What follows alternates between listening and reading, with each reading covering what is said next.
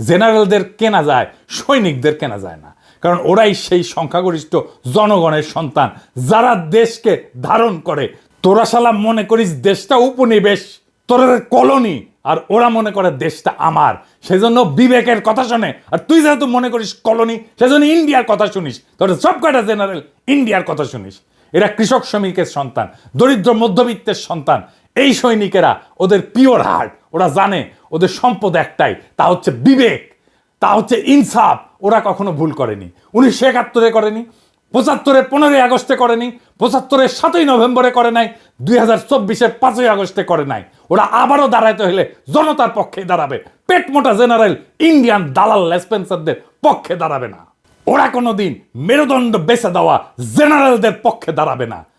মুজিবকে জয় বাংলা করার সাহস হিম্মত সিনিয়র অফিসারদের হয় নাই, জেনারেলদের হয় নাই, হইছে সৈনিক আর জুনিয়র অফিসারদের। খালেদ মোশাররফের খুব ব্যর্থ করে দিছে সৈনিকেরাই, আর জুনিয়র অফিসাররা ভারতের কাছে বাংলাদেশের নতজানু আর্মির জেনারেলদের সৈনিকেরা জুনিয়র অফিসাররাও ওয়াকার বাংলাদেশের সেনাপ্রধান থাকার নৈতিক অধিকার হারাইছে। বাংলাদেশের সেনাবাহিনীর ইজ্জতকে সে ধ্বংস করে দিছে। নিজের পজিশনকে সে খুনি হাসিনা তার দলের স্বার্থ ভারতের আজ্ঞায় পালন করতেছে। জনগণের টাকায় বেতন নেওয়ার নৈতিক অধিকার ওয়াকারের নাই। জনগণের টাকায় বেতন নিয়ে ইন্ডিয়ার এজেন্ডা পালন করা যায় না ওয়াকার মিয়া।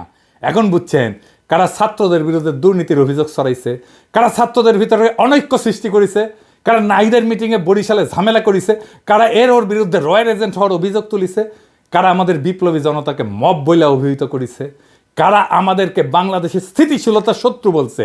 এদের ভুলে যাবেন না। আপনারা সবাই রেছে নেন, যারা বাংলাদেশের রাজনীতিকে ষড়যন্ত্র দিয়ে ব্যাখ্যা করে তাদের রাজনীতি পরাজিত হবে। আজকের শিক্ষা এটাই, আমাদের রাজনীতি বিজয়ী হয়েছে।